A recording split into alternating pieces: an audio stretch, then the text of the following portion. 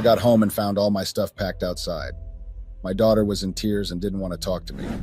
Have the past secrets you thought you buried far away ever came back to haunt you in your present life? Secrets that I completely forgot about have resurfaced, and now it's threatening my marriage and relationship with my daughter. I almost ran mad when I got to my home and found all my stuff basically scattered everywhere outside, and then my teary daughter did something unexpected. I'm a wife and a mother, and getting thrown out of my home is the last thing I expected. Jay thought I was running mad, or maybe someone had broken into my home, but unfortunately for me, that was not the case. I mean, I'm not a smoker, so I knew I wasn't hallucinating. I got into the house and was welcomed by my daughter crying. Look, I'm still in shock even 2 weeks later. The way she cried and stared at me like I did something so wrong broke my heart. I looked everywhere for my husband, but I didn't see him that day. Surprisingly, my daughter refused to talk to me no matter how hard I tried. All she did was hand me a note from my husband that said I must leave the house. Yes, that's what was written in the note. Now I know this sounds surreal and you all must be confused. Just like I was confused when I saw my things outside and the note that instructed me to leave the home I had lived in for 20 years. Well, it's a complicated story that may involve cheating and deep secrets that are honestly disgusting. When I left the house that day, I could have just pretended like nothing happened and moved on with my life. But my desire to save my 70 years of marriage has left me unraveling the biggest secrets of my life. Judge me as you want, but please do not open my healing wounds. I don't know what's going on, but I do have secrets that I suspect might be the cause of this. Kindly bear in mind that the names I'll be referring to are not real in this story. I do not want to reveal our identities in case of further damage. Everybody is on here these days, so I need to protect my family. I will not be boring you with any background stories. All I'll be putting on here is that I am married, and I have been married for over 20 years. I'm 43 years old, and my husband is 45 years old. My name is Sylvia, and my husband's name is Desmond. We have an 18-year-old daughter, Diva. Diva is in her last year of high school now. Honestly, I got married early, but it was never a problem because I've always wanted to marry early. My marriage with Desmond started out great, and it stayed that way even after the birth of Diva 2 years later. But everything changed after our 5-year anniversary. I won't directly call myself hot, but I'll just say men have always found me attractive even till this day. This was almost a problem at the start of our marriage, but I was so innocent and naive that the thought of cheating sounded like the death penalty for me. And Desmond knew this, so what almost became an issue died down quickly. But with time, I started having the forbidden thoughts. I literally got married immediately after college at the age of 23. That meant I hadn't explored men before. In fact, my husband was the only man I had ever been with, and I married a virgin. I was raised by very strict parents with limited computer devices, so my mind was never corrupt. But with time in my marriage, I began to notice the massive male attention I managed to attain even without trying. Specifically, this started after our 5th-year anniversary. Everything is peculiar to this time because that's the time we moved to another state. We were in Arizona before, but we decided to move to New York since Desmond had gotten a better job opportunity there. We got to a new environment without my parents' watchful eyes or my idleness as a housewife and mother of a toddler. That sounded weird, right? Okay, let me explain. First of all, even though I was married, my parents' strict aura never faltered. They still visited and kept an eye on me. I'm an only child, and my parents, especially my father, had always been keen on me taking only the right steps in life. According to them, they want to die knowing that their only child never turned out bad. At first, I understood their obsession with making sure I was doing the right thing, but every time it got frustrating and annoying. I was already 28 years old by then and a mother to a 3-year-old. I felt like I just needed to stop being watched and develop as a human being independently. Secondly, I had been a housewife for 3 years at that point. I worked for the first 2 years of marriage, but after my very risky pregnancy, I got a health scare and had to recover at home and also become a committed nursing mother. Thankfully, Desmond's new job opportunity came at the right time. At that point, I was so frustrated with my parents and tired of staying at home in the same environment that I didn't mind moving to a new place in a new state. But on the outside, I didn't show any enthusiasm at all because Desmond was anxious and my parents were not happy at all. I tried to pretend like I was also not happy about moving, but nope, I was elated. I mean, who wouldn't be? I was 28 freaking years by that time, and most 12-year-olds had seen the world more than me. I was suffocated and tired of being guided every step of the way. I didn't even know who I truly was because I seemed to be following a handbook on life. Now, don't confuse these facts, please. I didn't have any issues in my marriage. We were living great, and Desmond was supportive as a husband and even better as a father. He provided for the family, and that provision even doubled after we moved to New York. New York. We all know about New York, right? The place where you can find the rich hustling and bustling like never before. My parents hated the idea of me coming to New York of all places, but I just couldn't say no to coming. We got a condo and settled in barely 5 days after staying in a hotel. Desmond's job was lucrative as hell, so money at that time wasn't a problem. At first, I was extremely busy with enrolling Diva in school, knowing her school schedule and trying to join the PTA and everything parent related. I badly wanted to make sure she didn't hate the chance to feel it too much. I'd always loved Arizona my whole life, so I didn't know how change would be for a 3-year-old. Desmond was also worried, so I made sure she settled in fine. After making sure my daughter got comfortable, it was now time for me to settle in and make friends. First, I started off with getting familiar with places other than Diva's school. I would go out to eat once in a while, go shopping, or do one thing or another every day. I did that because I wanted to live a little and see the world. I knew that for most people, New York was a destination place or a vacation location where they caked to relax and let off steam. I had moved into New York, so I wanted to make the best of it. I asked Desmond to take time off work so we could go for picnics at the beach or go for ice cream. But Desmond had just resumed his new position at his new place of work, so he had to work hard to make a good impression. We had already spent a lot of money and he needed to make sure he kept the lucrative job. I completely understood that and didn't want to be a hindrance to his work. Desmond was kind enough to send money and tell me to go for ice cream once in a while or even go shopping as often as I wanted. Of course, I was more than happy to do that. And that's how it all began. I can swear that before moving to New York, I've never had secrets before. But after moving to New York, I started keeping secrets. Men, oh men, men stared everywhere I went. Yes, I know I am in good shape. At least my Gen Z daughter has called me Coca-Cola shaped and claims I have facial features that are to die for. Back then, the attention was very new to me. People started in Arizona, but I was either with my husband or parents, so it was never too obvious. But in New York, no one cared. Not even the huge wedding ring on my finger stopped men from approaching me and trying to pay when I shopped at boutiques. I never told Desmond about it. I don't know why, but even though I wanted to, I kept the new attention I was getting to myself. Normally, I'd talk to my mom and she would have immediately stopped me from going out, but she wasn't there, nor was my father. And the thought of Desmond ending my freedom because of the attention I was getting made me shut my mouth. From one of my shopping escapes, I made a new friend. We had ran into each other so many times after exchanging numbers that we practically became besties. My only best friend before was my mom, and my closest friend was Desmond's cousin, who was also married. So there was basically nothing like a best friend other than family. Her name is Tina, by the way. Through Tina, I made a bunch of friends out of the blue. Tina never ceased to tell me how beautiful I was. She claimed I didn't even know it, and I was clueless. It was all just funny words to me till she encouraged me to use my influence on men to get free passes. It started as casual talks, but she got serious. I was confused by the concept of what she meant, but then my other friends explained it. And that's how my bold lifestyle started. I started entertaining men, and they started paying for everything I dared look at. It all started with giving out my number to flirting and then going for coffee. I was literally spiraling out of control. No one could tell me anything because I suddenly got aware of my looks. I felt so powerful, and the thrill of running around New York with rich men and having them treat me like a glass that could break any time was surreal. In fact, the money Desmond offered me wasn't enough anymore because I was bringing designer bags and shoes home.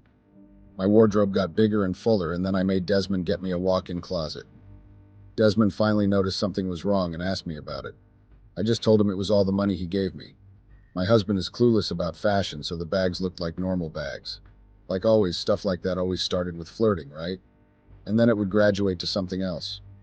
Previously, none of the men I'd flirted with grasped my attention like Jim and Timothy. Jim was just too charming, and I lusted after him badly. It started out as harmless fantasies till I got too invested. I thought he'd be okay with just kissing, but Jim wanted more. I tried to resist, but then he threatened to end things. He claimed not to have time for flirting and wanted more. I was too smitten to say no, so I committed adultery. Jim was the first man I slept with that wasn't my husband. At first, the guilt kicked in and I couldn't look my husband in the eye. But then the bad friends I had made told me I was being too naive. According to them, sharing men and women was not a crime. Because I'd never lived like that before, I was too inexperienced to close out the noise and make things right. I couldn't even dare telling my parents because I knew how it would end. And my only best friend back at home was my husband's cousin. Of course, I knew where her loyalty lay. So I had to keep running back to Tina and our group of friends for advice, and they never gave me good advice, by the way. Things with Jim ended just 6 months after it started because, of course, I discovered that he was a player who only wanted to know how it felt to go under my skirt. Barely 6 months after ending things with Jim and hooking up with two other guys once each, I met Timothy. Timothy. I cannot believe that at almost 30 years I was so foolish. I thought I had fallen in love with my guardian angel. Oh my goodness, I have to facepalm myself right now, lol. I was a married woman with a child who thought she had fallen in love.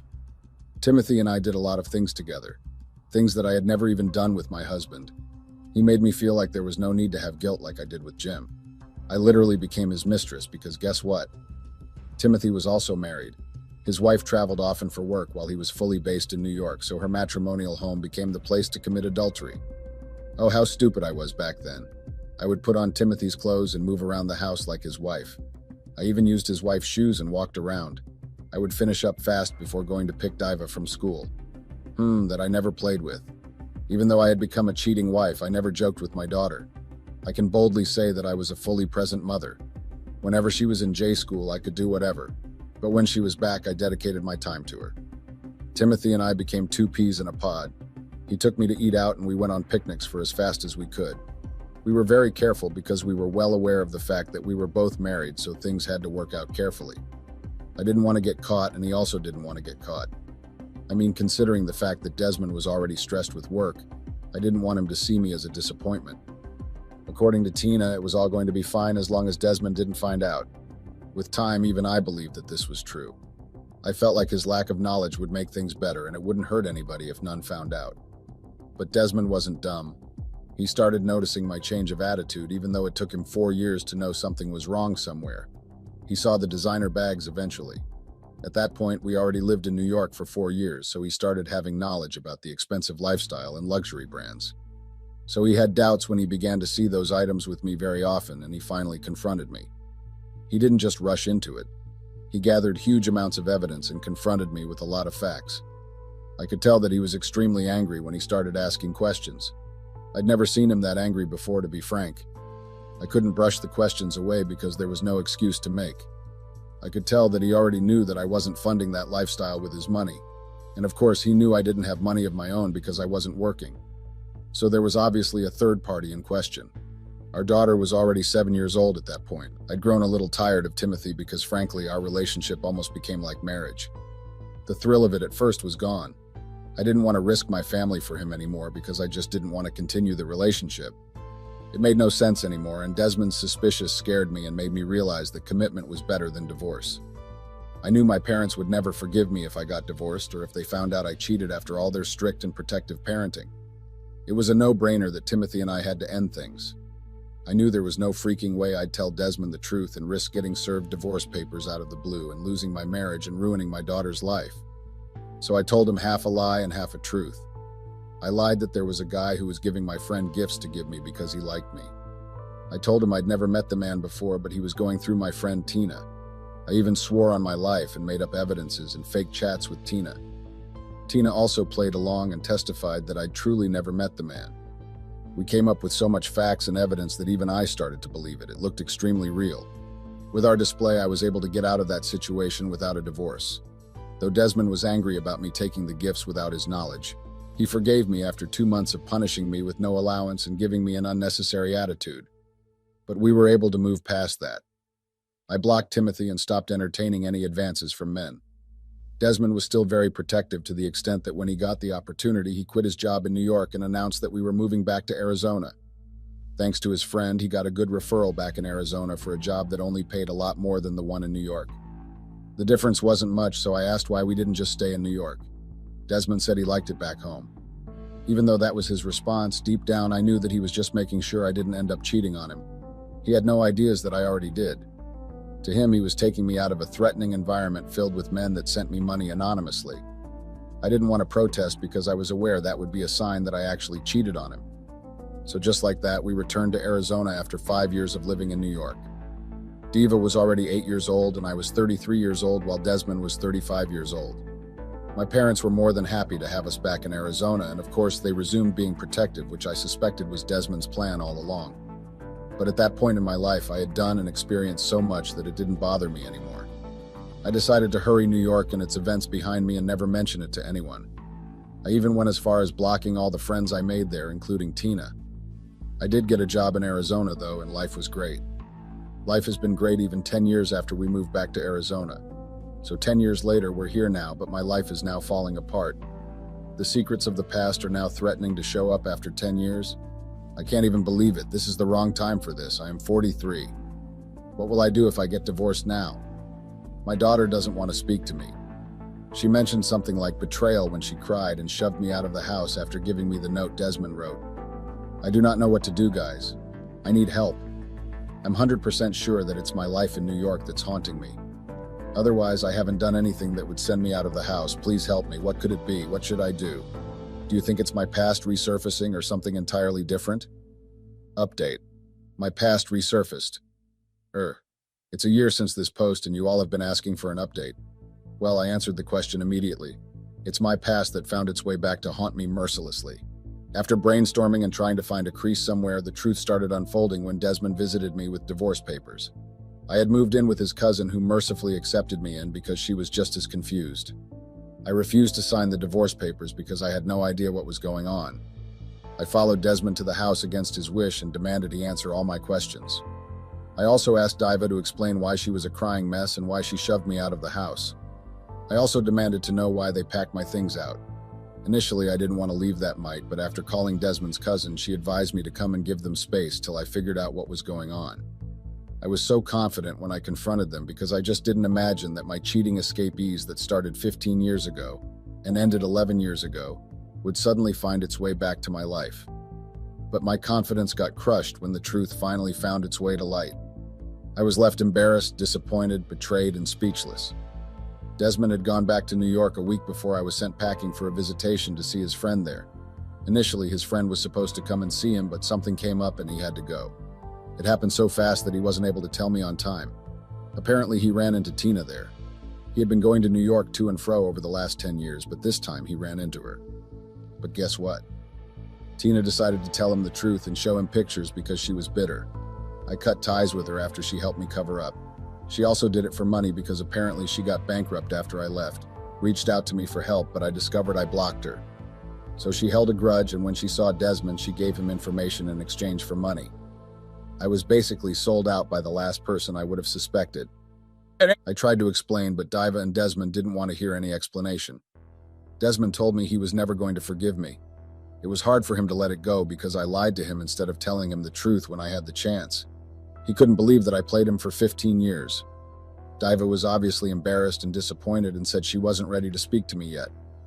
I eventually signed the divorce papers and moved out of his cousin's house. She wanted me to stay even though she was disappointed, but I was too embarrassed to live under the same roof with her. My parents? I don't even want to recount how they shattered me into pieces with their words. They disowned me on the spot. Though Diva comes to see me once in a while, I've basically lost my whole family. If not for my job that's sustaining me as well as my savings, I don't know what I'd have done. Karma is real and mine came 15 years later, but it still smashed me into pieces.